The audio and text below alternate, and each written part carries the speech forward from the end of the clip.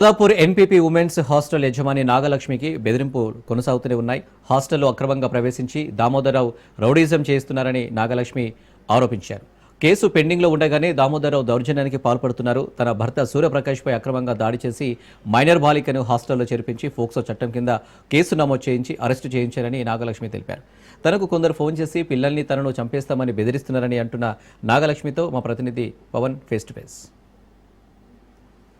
Hostel సంబంధించిన యజమానికి పూర్తిగా బెదిరింపులు ఇంకా కొనసాగుతూనే ఉన్నాయి. నిన్న కూడా ఒక వ్యక్తి వచ్చి హాస్టల్ను వెంటనే ఖాళీ చేయాలని చెప్పి కూడా బెదిరింపులకు దిగాడని చెప్పి కూడా హాస్టల్ యజమాని నాగలక్ష్మి గారు చెప్తున్న పరిస్థితి కనిపిస్తుంది. అయితే పోలీసులకు ఫిర్యాదు చేసే పోలీసులు కేసు నమోదు చేశారని కూడా అంటున్నారు. అసలు దీనికి సంబంధించి పూర్తిగా మనతో పాటు హాస్టల్ యజమాని ఉన్నారు. అసలు చెప్పండి, ఎవరు నిన్న వచ్చిన వ్యక్తి?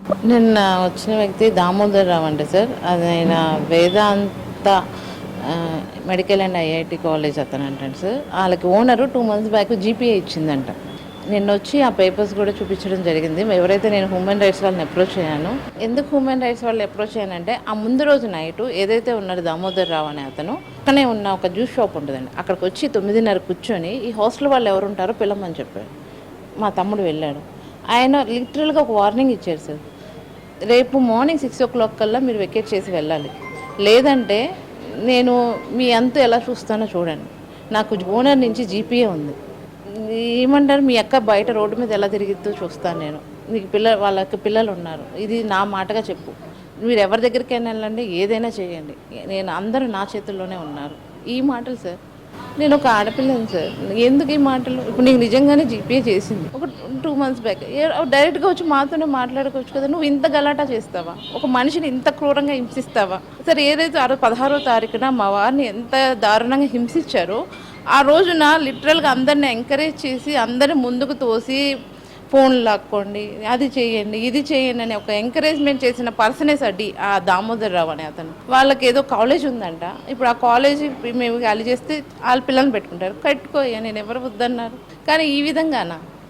ఇప్పుడు సార్ వచ్చిన వాళ్ళంతా 1 month బ్యాక్, మా ఎవరైతే ఇప్పుడు ఆరోపణలు చేసుకుంటున్నారో, ఎవరైతే ఉన్నారో వాళ్ళంతా 1 month బ్యాక్ మా దగ్గర జాయిన్ అయ్యారు. 1 month వాళ్ళంతా మైనర్. ఎందుకు, ఎక్కడి నుంచి వచ్చారు వాళ్ళంతా?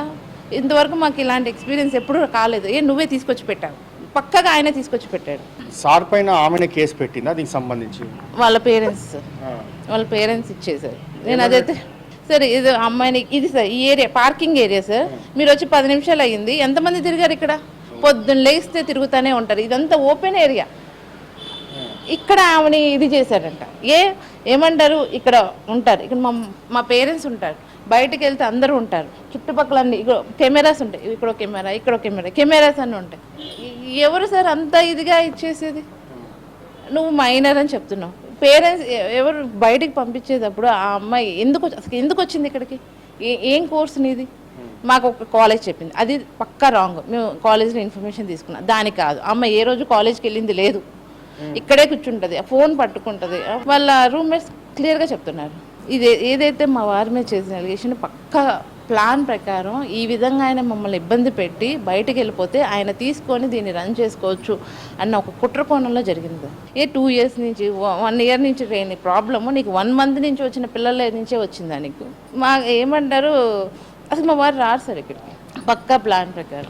ఫోన్ చేసి ఆ రోజు పిల్లల్ని జాయిన్ చేపిస్తామని చెప్పి అన్నారంట కదా? అవునవును సార్. గత ఎప్పటి నుంచో ఫాలోఅప్స్ జరుగుతున్నాయి సార్. అతను వస్తాడు, మాట్లాడతాడు, ఏదేదో చెప్తాడు, నాకు బిల్డింగ్ ఓనర్ అగ్రిమెంట్ కావాలని అడుగుతాడు. నీకెందుకని మేము చాలాసార్లు అవాయిడ్ చేసాం. పక్కాగా మాది సాఫ్ట్వేర్ ఆఫీసు, మా దగ్గర 30 మంది పిల్లలు ఉన్నారు, ప్రస్తుతానికి 10 మంది జాయిన్ చేస్తాను, డబ్బులు కడతాను, వచ్చి తీసుకొని ఆ రోజు ముందు రోజు ఫోన్ చేశాడు. సరే పొద్దున్న ఈ టైం అనుకున్నారు, 11ంటికి మళ్ళీ ఫోన్ చేశారు. సరే 12:30 కల్లా అలా వస్తానని చెప్పాడు. వచ్చారు, రాగానే కూడా వచ్చారా అన్న, వచ్చారు, బయటికి రండి, వచ్చాడు. ఇంకా అంతే సార్, అటాక్. నిజంగా నీకు అన్యాయం జరిగింది, నువ్వు పోలీస్ కంప్లైంట్ వెళ్ళొచ్చుగా స్టేషన్కి, ఇలా జరిగింది సార్ అని అడగచ్చు. పోలీసులు పిలవరా నీకు? పోలీసులు ఇది చేయరా? పోలీసులు అనేవాళ్ళు ఒక వ్యవస్థ ఉంది కదా, వాళ్ళు న్యాయం చేస్తారు కదా. అది దామోదర్ నీకేంటి రైట్? అసలు నువ్వు ఎందుకున్నావు ఇక్కడ? నీకేంటి సంబంధం? అంటే 2 నెలల క్రితం జీపీఏ చేస్తే ఈరోజు నీకు ఏమంటే ఆ రోజు ప్రాబ్లం అయిన రోజు నీకు ఎవరైనా ఫోన్ చేశారా? నీకేంటి సంబంధం? అసలు నువ్వెవరు?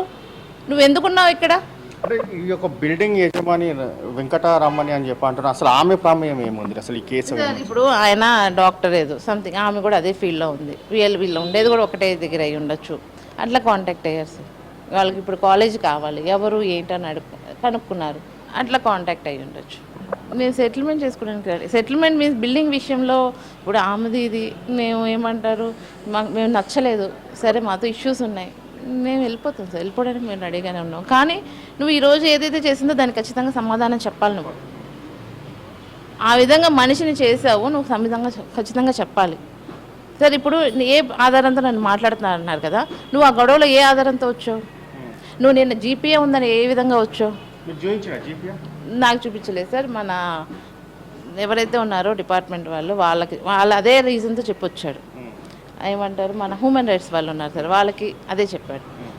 మీడియా పరంగా ఏమంటారు కొంత మీడియా వచ్చారు సార్, వాళ్ళకి చెప్పాడు 2 months బ్యాక్ జీపీఏ వచ్చిందని చెప్పాడు.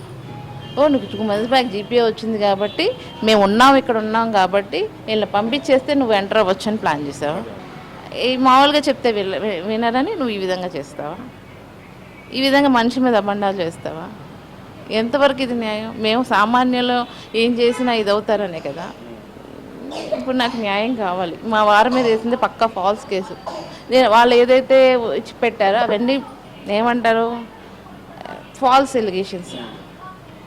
మీకు ఏ ప్రూఫ్ ఉంది? మీకు ఏ ఇదితో చేసుకుంటున్నారు? ఎవరైతే వాళ్ళు ఉన్నారో వాళ్ళంతా ఒకటే బ్యాచ్కి సంబంధించిన వాళ్ళు. మొత్తానికైతే ఈ యొక్క హాస్టల్ పైన పూర్తిగా పథకం ప్రకారమే దాడి చేశారు. మనం దాడిలో సంబంధించిన చూస్తే ఇక్కడ గాజుకు సంబంధించి కూడా పూర్తిగా గ్లాస్ పలిగిపోయిన పరిస్థితి చూస్తున్నాము. సూర్యప్రకాష్ని ఇక్కడనే పూర్తిగా విచక్షణరహితంగా దాడి చేశారని చెప్పి కూడా ప్రధానంగా దీనికి సంబంధించి హాస్టల్ యజమాని నాగలక్ష్మి కూడా చెప్తున్న పరిస్థితి కనిపిస్తుంది.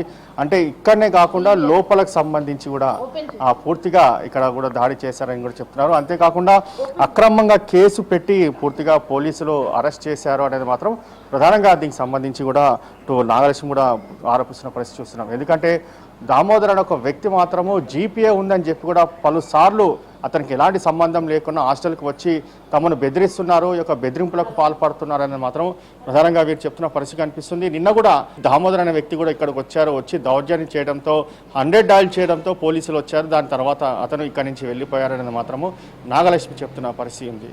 Vote studio.